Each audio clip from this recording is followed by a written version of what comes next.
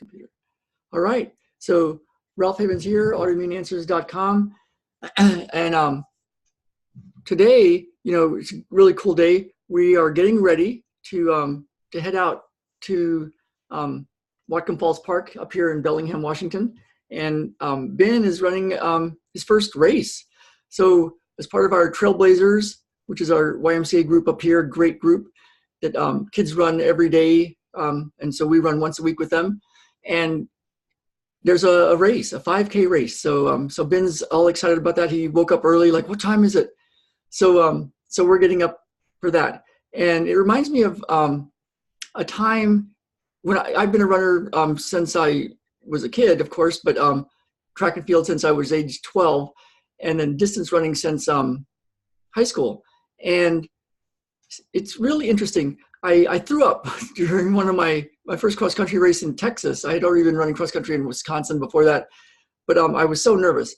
But there was a pattern that I had, and I like to be in that first pack, but kind of mid-pack. And I got some pretty good times. I trained really hard and got some really good times, but I never went to the front of the pack. Every once in a while, I won a few races, and I would go to the front of the pack at the end, and sometimes I won, not that often, and that's a good strategy overall. But one of the things that it was all about was if I ever went to the front in the middle of the race, I got all self-conscious and nervous and tight, and if I just kind of hung back in the middle of the pack, I would in the first pack or so, but I would feel real comfortable running there, and looking back on it now, I think it was an internal fear of succeeding, of being seen, and being super successful. Like I was good with having a really fast time in the pack, like 3rd, 4th, 5th, 6th place. My best marathon time, I was 20th place, and it was great. I was like really happy with it. But I didn't have that get to the front and have to absolutely win thing. There was some sort of fear. And we were watching, Ben is way into cars. And we found this really cool show. It's about a guy named Ken Block. And he's an amazing guy. He founded, I think, a shoe company called DC Shoes and sold it for a lot of money, and then became a race car driver and did really well with that. And then started doing all these videos that went viral about doing crazy stuff with cars. And so we were watching a video about him, a documentary style thing, and fearless guy. And then he said that he had some accidents in the past and surgeries and stuff, and he was having a lot of shoulder problems. So he was going to go get an MRI, that thing where you lay on a conveyor belt and you're moved down a little track, and then you go in a tube where you can't move. You literally can't move. And if you ever had one, even I had one a couple times in the past, and it's a little claustrophobic, even for people that aren't claustrophobic. And he said that he wasn't claustrophobic, and he went into this big story about how he got so freaked out he had to get pulled out, and then he had to like come back the next day, and he kept trying to go in, and he could only stay in for about 6 minutes, and he had such fear. And this is a guy that's fearless. I mean, he does stuff where he could literally die. And I remember a friend of ours years ago was a Navy SEAL, and he used to tell us stories about being in Afghanistan and being camped out in the dirt, just stuck in the dirt on a hill, looking out over an airfield, and days and days of just being there, and could be killed. But he was talking to me about how scared he was to talk to girls, to talk to women. It's like, that's funny, right? I mean, we all know those kind of stories, and we have our own versions of that.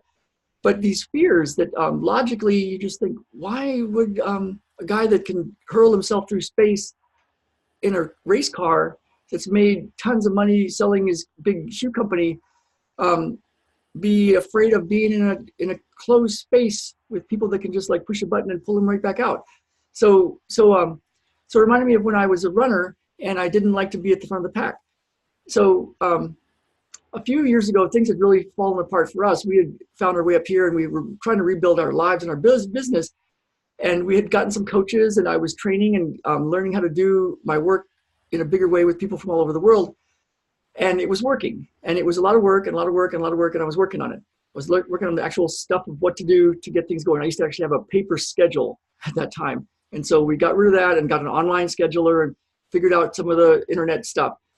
And then I found this technique from this guy who helps people build businesses and things. And it was a technique that he used to help himself clear inner beliefs and fears so that he could make money, because he used to just have be on food stamps, and then he ended up having a very successful business, and he still does. And so so he showed me this thing on a video. I bought some stuff from him, and I started using it.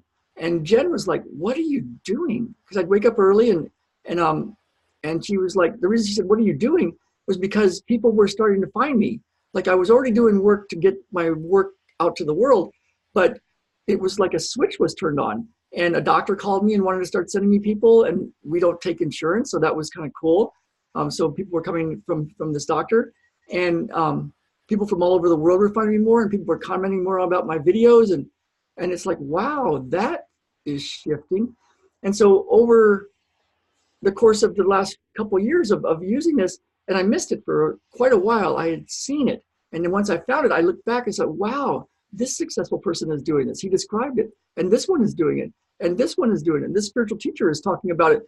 But I missed it until I found it with this guy that was showing me how to help me overcome fears around abundance. And so so that's what I want to tell you about, because there's a lot of stuff that just gets in the way. And, you know, there's definitely stuff you got to do. Like, there's so many people that don't, that just meditate and wishful think and buy lotto tickets.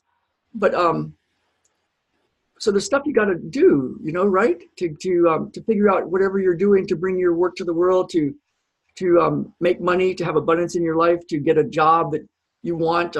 Maybe you're, you know, a high power executive, but you're looking for work, and to find the company or the group that's like, this is the work I'm supposed to do, and we can really have a good life doing this. Whatever your version of success is, there can be internal stuff. And, you know, of course, we want to fix up any of the physical stuff, and we want to know what to do in the physical world.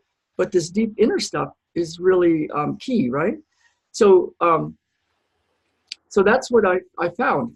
And it's really cool, because it's another piece to that is something really cool, that you have a way to shift these things on the fly, so that when they show up, and they show up when you're doing big things like getting a new business or trying to find a really good job, or do something to make things happen in the world for yourself and your family, the fears come up.